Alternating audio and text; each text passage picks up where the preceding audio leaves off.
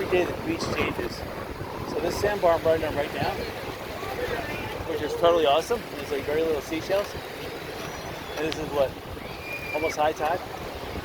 In a day or two, this will either be pulled down to sea or be rolled onto the beach. And it'll look just like what I'm riding on right now. And I won't have that luxury at high tide to ride on this nice soft sandbank right now.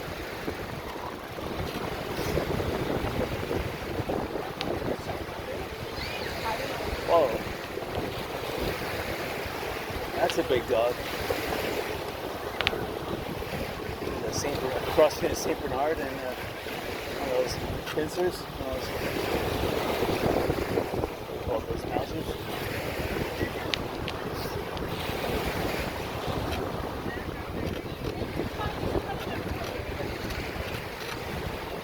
I can see the flags are flying. It's at least 15, 10, 15. Maybe 15 right now. Anytime you get clouds, and we're right near the convergence zone, so if you look out towards Sanibel, there's no clouds. It's just right here there's clouds, so out towards Sanibel there's probably no wind, it's probably 5 degrees hotter.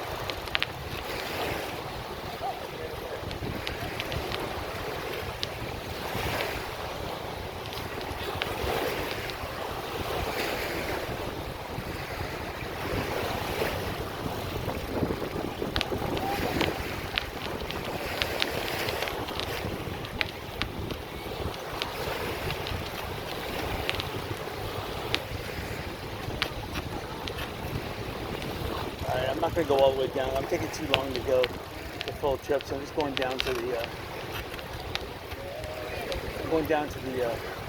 fire station, which is about halfway. I'll turn around because I hit so much wind. It's taking me so much time to go through the people. I normally would go all the way down to Publix, turn around, but Publix would put not too much farther, maybe another a third of a mile, but it's still a third of a mile down, third of a mile back through. I don't know how many people are down there, but in fact, I may just turn around up here.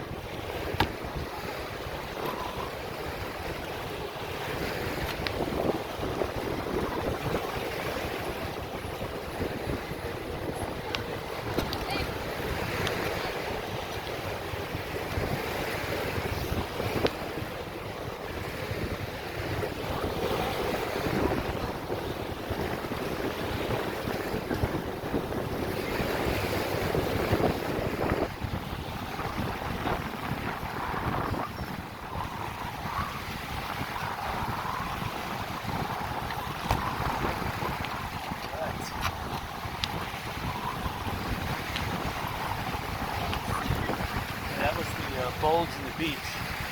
Fort Myers Beach is expanding to the south, outward. And I don't know, just all of a sudden, like a couple of years ago, there was a knob in the beach that became bigger and bigger and bigger, and now it's a big bulge.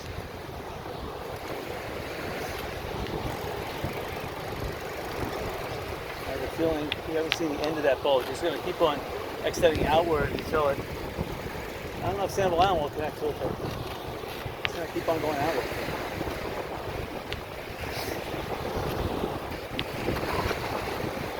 See, the thing is that I don't know if global warming is at play or not.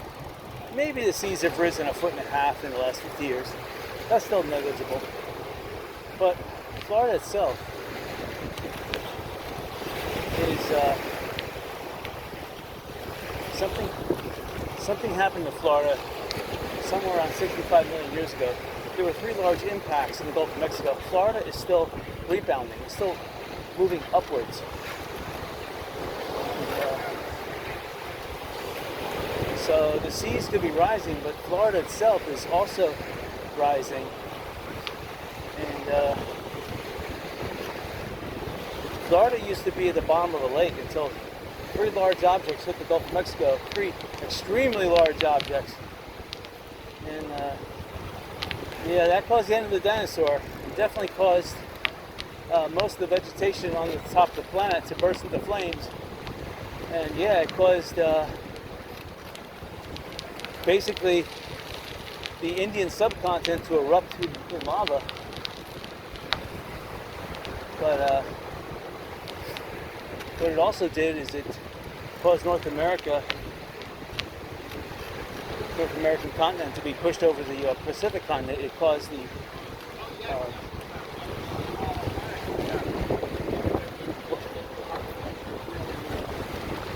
the Rocky Mountains to be formed 65 million years ago. Both the Sierra Nevada and the Rockies. Alright, so we're coming up to, still, it's beautiful.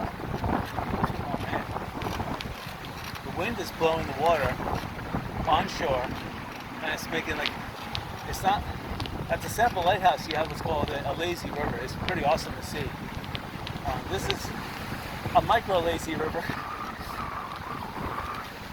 Alright, so I'm going to turn around right now. There's no point in going forward. Experience this beautiful tailwind before it stops and turns direction and I get hit with a headwind again. Alright, so we're not in Gold Coast, the Rio Tower, which is right over there. This is where the Fort Myers Beach RV place is. Oh, let's see. Oh yeah, the breeze now has come to an end. I don't feel it anymore. You can probably hear me better. Doesn't sound like a hollow effect. There's no tail, so it's actually hotter, but I have to pedal less. So there's definitely a tail breeze pushing me. You can hear the surf better, not hearing the wind go into the mic.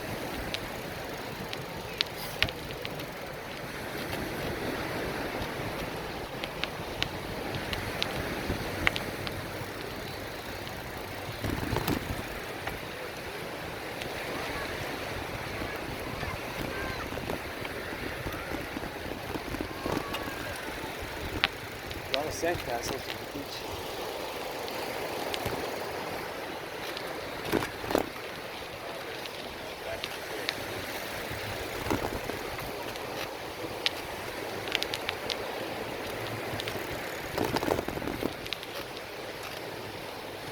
With this bicycle, I don't mind riding in the surf. With the camera on, I do mind. But if I didn't have my camera rolling, I can go in 3-4 inches of water, no problem. I could ride out to sandbars. I see there's a sandbar about 20 yards offshore. It looks pretty shallow and it looks pretty wide. Beyond that, well, there's a cloud out there casting shadow, but that looks like a really nice, shallow sandbar. Within the next week or so, it's going to be close upshore. Again, this sandbar will be pushed onshore. And in the summertime, when wave action is less, you have shoreline building. In the wintertime, when you have massive amounts of waves, then you have erosion.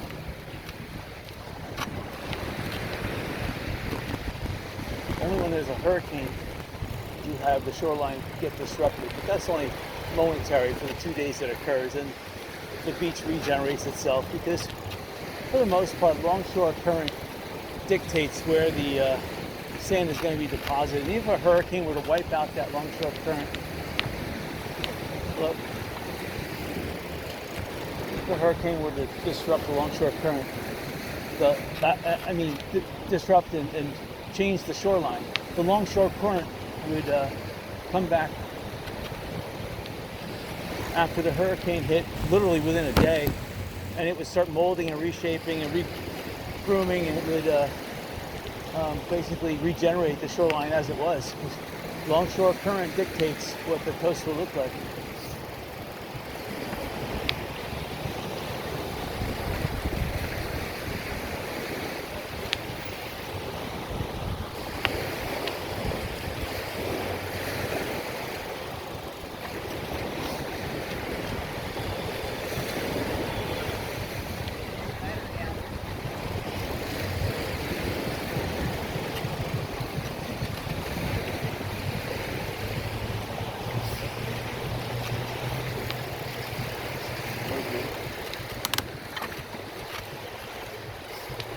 People are out in the sandbar. I see it's only about 6 inches deep, maybe less some points.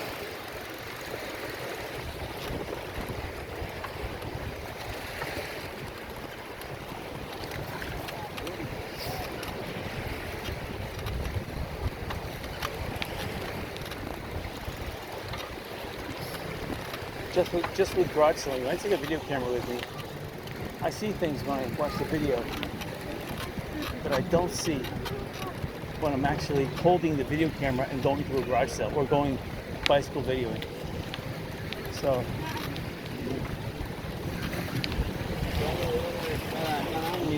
I am able to capture stuff that's not on the camera right now, looking around, which is kind of awesome.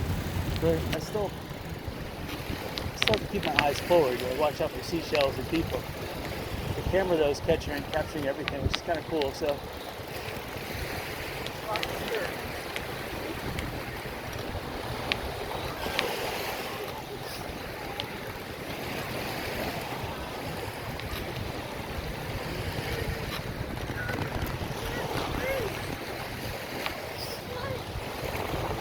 See a big US flag, a big Ukrainian flag, a big Dayton Flyers, University of Dayton.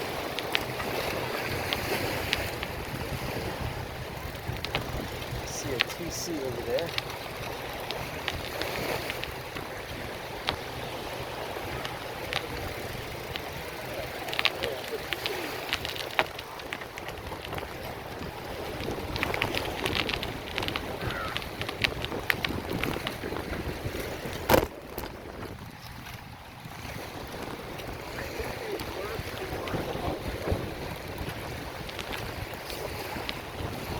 Now the wind is kind of coming not from my back, but it's coming now from the north to south. You can see these flags are blowing now from north to south, so I'm not getting helped.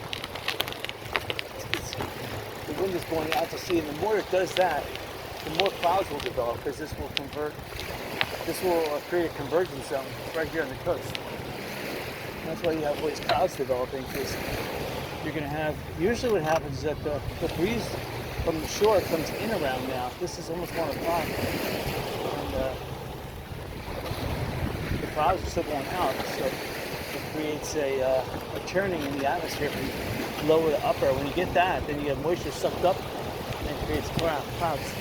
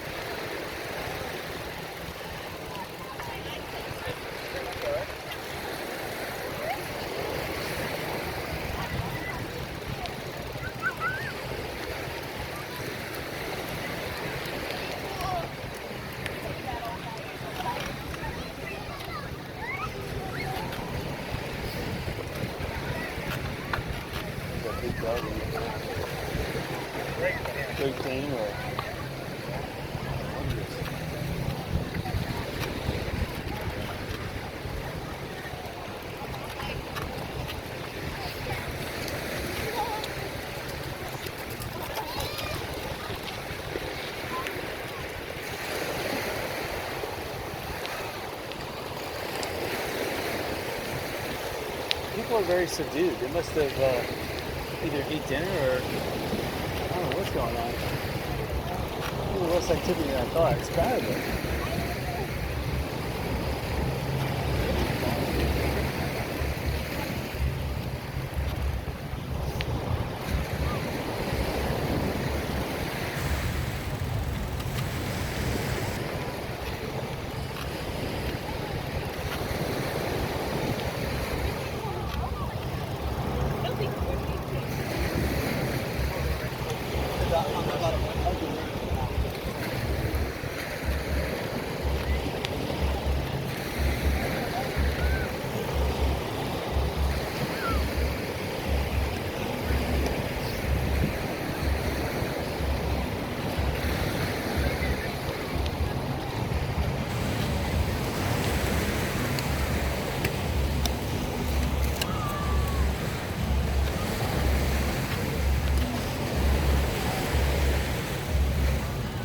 Say anything because the sights say it all.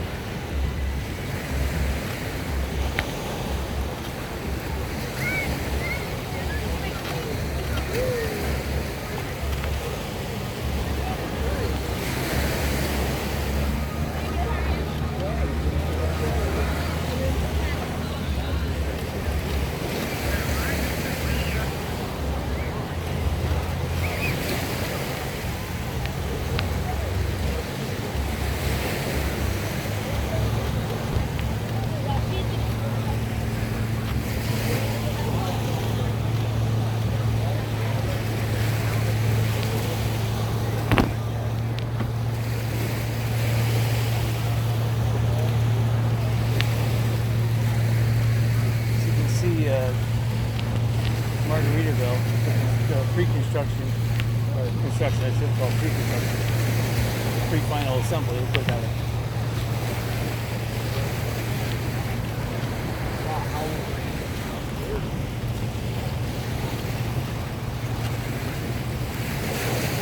That's a cool little dinghy wreck for taking people out snorkeling.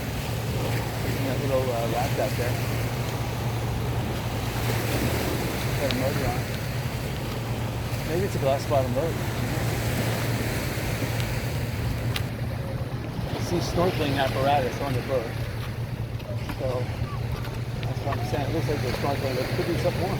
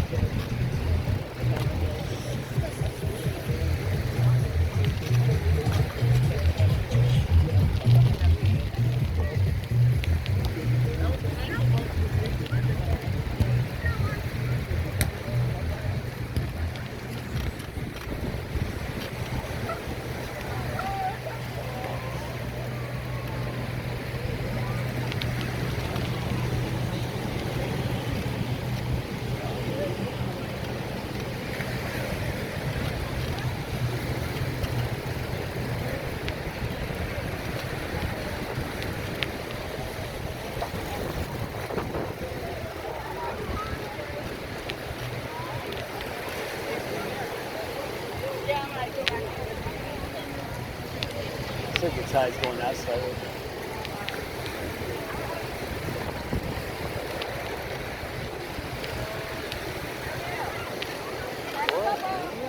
No, it looks like it's going out.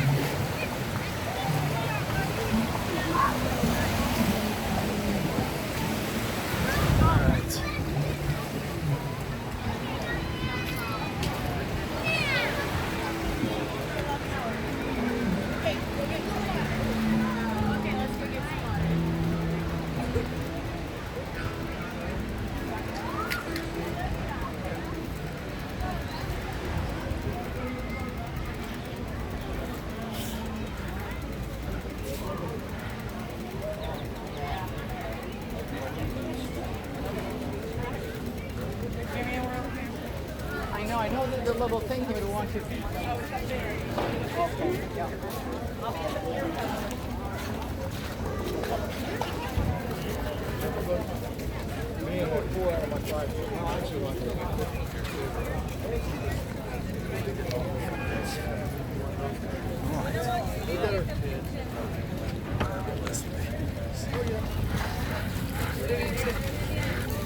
Times Square has been kind of evil that you used to be able to bicycle everywhere in Fort Myers Beach. No one's going to be sinister and mean at you now. You bicycle on Times Square area and everyone's looking at you like you're a criminal. So I just avoid it. I don't want to cause any grief. Plus it's just as beautiful over here. See the eye of the beholder. More peaceful over here, less objectionable music. There's birds over here. Nice. I love it.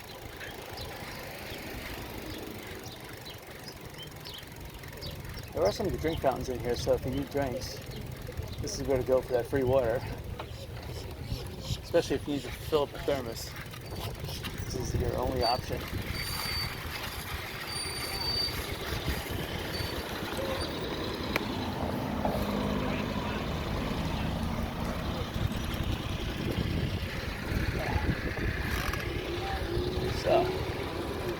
Now I get the headwind again, so that nice refreshing cool, well, I wouldn't call it cool, but it's definitely 70 degrees, which is a little bit cooler than the ambient 85 degrees if you just stay in the sun. Oh, now with the cloud overhead, it may be 83 degrees. This is like Daytona Beach weather in the summertime. Remember that. When the cloud came overhead in Daytona Beach, rest assured it was cooler out. Look at the rain. It rained.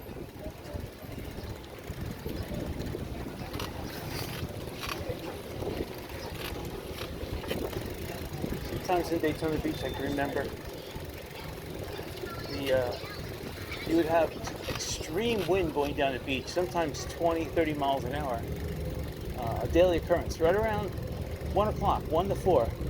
And then the clouds came in, they kind of obscured the sun. So you have extreme wind coming down the beach, not to the waves, not from the east, but kind of like more of a south-north pattern. And the longshore would start following the wind pattern. So whichever way the wind was blowing, the longshore drift would follow that way too. And but the rain sometimes, especially in the 70s, I really haven't seen anywhere in Florida. Even in Fort Myers, it was really raining in the late 70s to early 80s. You could almost count. Or count on it, you could bet on it, that between 1 o'clock, sometimes 12 noon, and 6 o'clock, it was constantly raining in a downpour. You know, and we haven't had those days in 30 years. That type of weather. But I can remember Daytona Beach, though, it rained. I'm telling you, you got doused if you were out in the rain in a second or two.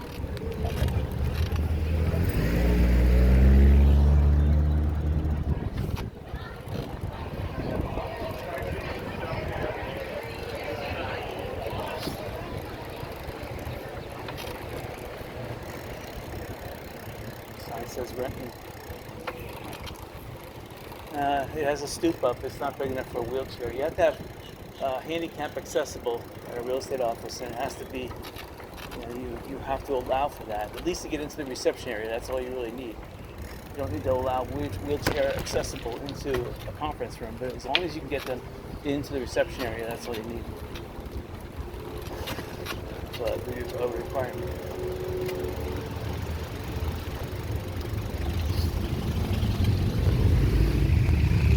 There's a tiki bar at the Lighthouse Resort. I always talk about this tiki bar is awesome. But this morning, for some reason, it's dead. Actually, it's the afternoon already. But hello. I hear they're playing Creedence Clearwater Revival on the speaker system in there.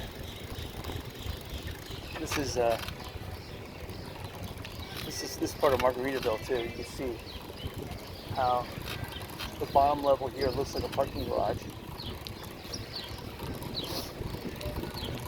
I could be wrong, but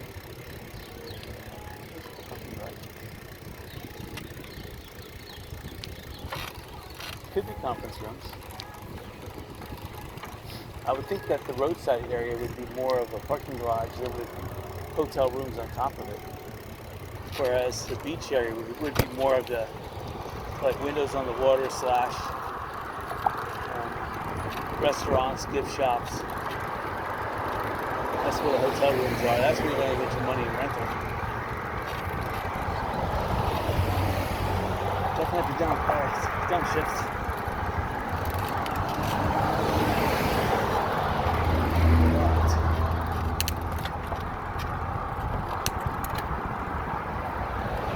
Alright, now it's just going to be a nice, relaxing climb up the bridge. I wouldn't say drive, it's a climb. This bridge goes up about 6 to 7 stories. So it's no cakewalk. It'd be nice to have an electric bike like that guy. He's not losing any weight. I mean, I do have electric bikes, but I don't want to bring them down to the beach. Electric bikes like that are made like for the Orlando area where there's light hills. You know, after 25 miles biking, sometimes you underestimate yourself, you become winded. And that's when the electric bicycle helps out, because even if you're just using power assist up there in Orlando, I can go 80 miles on power assist. So some of those low rolling hills don't look that bad, but on a bicycle with a headwind, oh wow, they are challenging. But I love bicycling around Orlando. I like the winding roads. There's a lot of old railroad tracks that they converted into bike trails, and there's a lot of cobblestone streets and parks that are really beautiful to bike.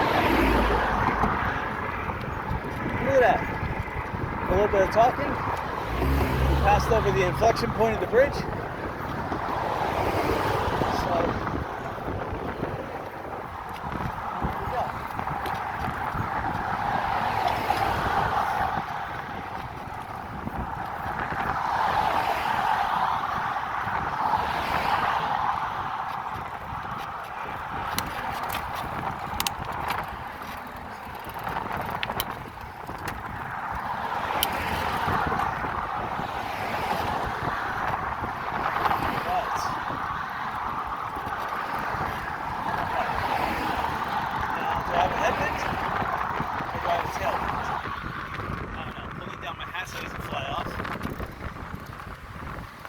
Feels like I have a headwind.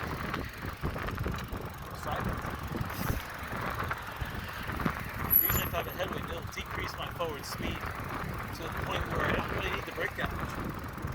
I'm coasting right now. I'm looking out at the bay, see if there's any sandbars.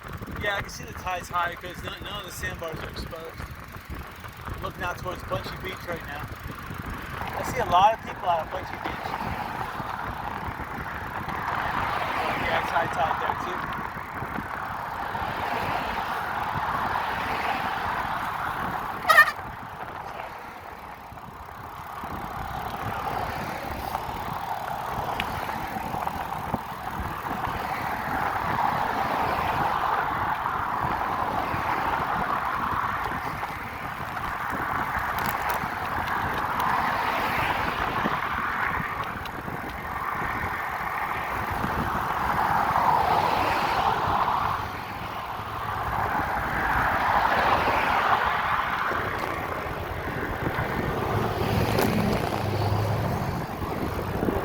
Traffic this morning, even at 11 o'clock in the morning, was dead, nothing.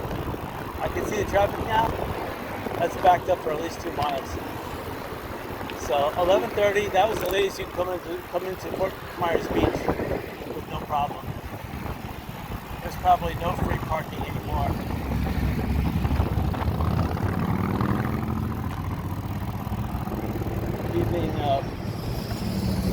Even bicycling parking is going to be at a premium.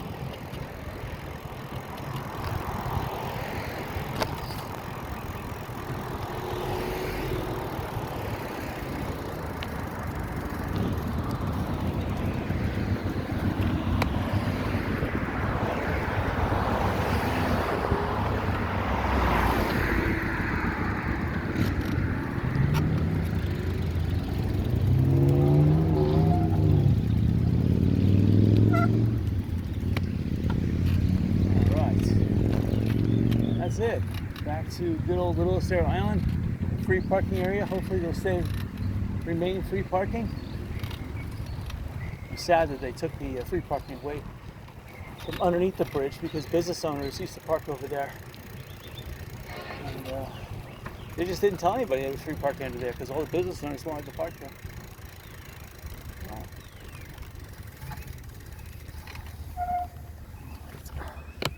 That's it.